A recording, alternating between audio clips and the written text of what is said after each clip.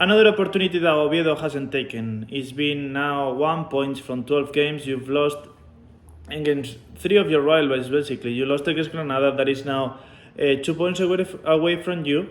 You've lost against Mirandés and you've lost Oviedo tight against Elche at home in a game that you should have done a little bit more, obviously, than that. And then you lost against Deportivo La Coruña at home with a last-minute goal. The situation at Real Oviedo has been a little chaotic right now. Everybody's thinking of getting rid of the coach and that is gonna basically solve the situation. You can go both ways. You can think that, okay, if we fire the coach at the moment, obviously it hasn't worked out, we might be able to come back and the players will be a little bit more motivated to get to that final objective of getting to the first division or at least getting to the playoffs. That way the fans have some kind of good feeling that you got to a point like last season that you did finish against Espanyol. And the other one is staying with the same coach and trying to trust the process of getting everybody together and try to motivate the players in a different way. You have a game that should be, in theory, easy against Malaga at home next Sunday, which should be a very good way to put everybody in their places and start playing like you should be playing instead of trying to create any kind of weird movements like putting Hassan in the middle or doing some inventions that nobody has hired you to do that. They have hired you to win, and basically you've proven that sometimes you don't know how to do it with the changes that you've done. But honestly, the way that it has gone, especially in this game against Granada, has disappointed everybody. The Real Oviedo didn't show. I think that the only thing that Real Oviedo did good yesterday, it was show up to Granada. They get on the bus and they got to the place. That's probably the only thing that they have done properly. They didn't show any kind of dynamism. The way that they were playing, it was like Granada was the Spanish national team, and that was a team that got whistled by their own fans at the beginning of the game. So you can really tell the situation of the other team, and you actually made it better for them. So obviously the goal that they scored, it was a great goal from Lucas Boyer. Nothing to complain about that one in neither the defenders or the goalkeeper. But Real Oviedo didn't show any kind of try to win. There was like 5 to 10 minutes that they tried a little bit, but it wasn't enough. And there are players on the bench that I do think that they can do a little bit better. Everybody's talking like Hassan is gonna be, or is the only one that tries a little bit more.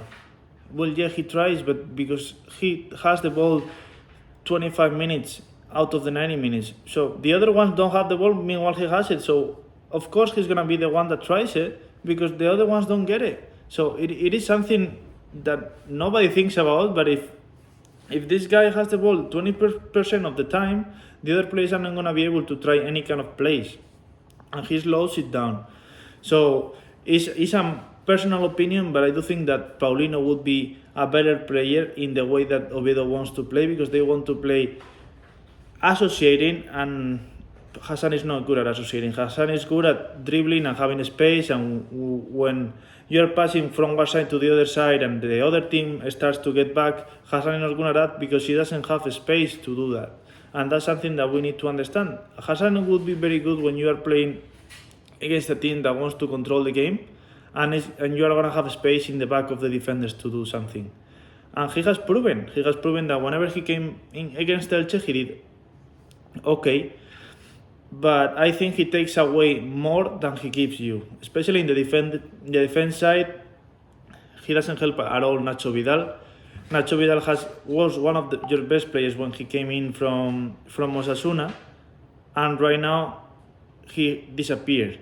You put somebody in the same wing that is basically covering the space that he should be covering, and it's some of those things, when you think about it, it is kind of mind-blowing. You are basically covering the space for your best player at that time. He did score a goal that put you 1-0 against Eldense, and you won the game with a right back goal.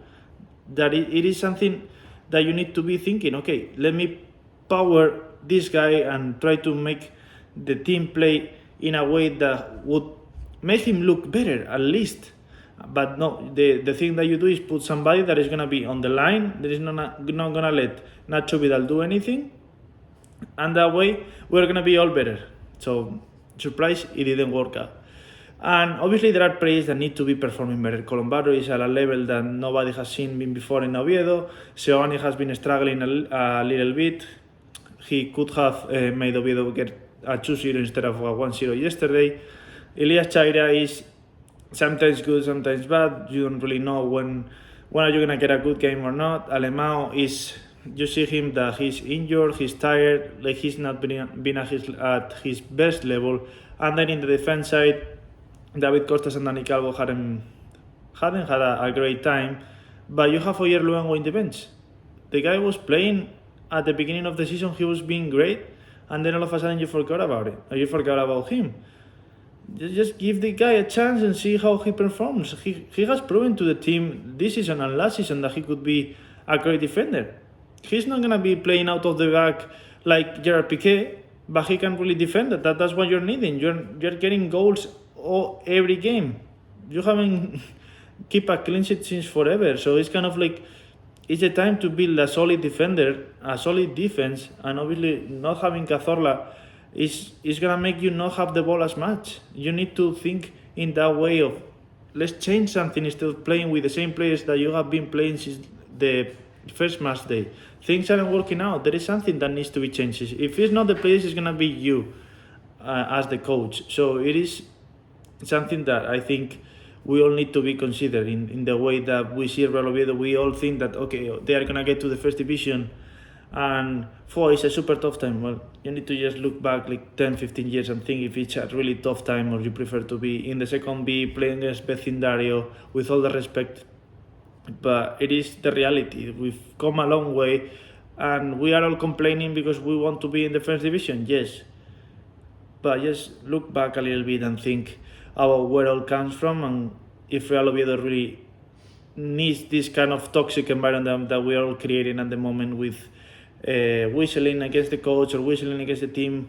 With only 10 games we have, maybe not as close as last season, but we do have it pretty close to find the last goal that Oviedo has, that is getting promoted to the first division. So the only thing that we all can do from outside is try to support them and try to get them to that objective. And if really, this is my opinion, and I do think that firing the coach is not going to help. I do think that it should happen because of how things are working, but I don't think it's probably the best option, seeing how things have been going with other teams. When you only have like 10 games to go, maybe the new coach doesn't get as much time to really change things.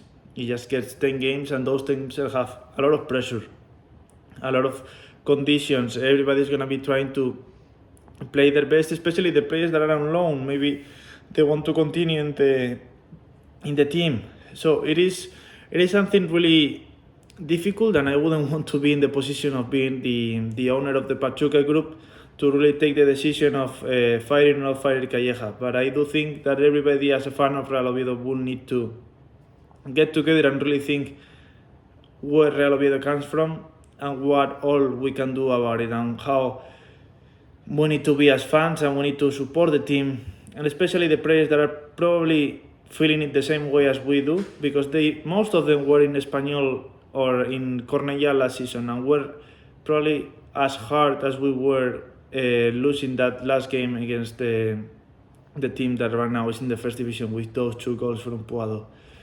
So let's see how this game against Malaga goes, but I do think that Real Oviedo has a big chance of getting promoted, and we just need to be a little bit patient. There is 10 games, potentially 14 if we get into the playoffs, that Real Oviedo can do it. And I do have the trust that we have Alemão at top, we have Elias Chaira that has great quality, Cazorla when he comes back, Dani Calvo probably needs to take a pill of the youthness to get him back to the way that he was playing at the beginning of the season. But I do think Real Oviedo has the skill maybe he needs a little bit of the coaching side to put things into where they belong, and that comes from putting Sebas Moyano, putting putting those players that are deserving another opportunity instead of having them on the bench and playing them for 5 minutes.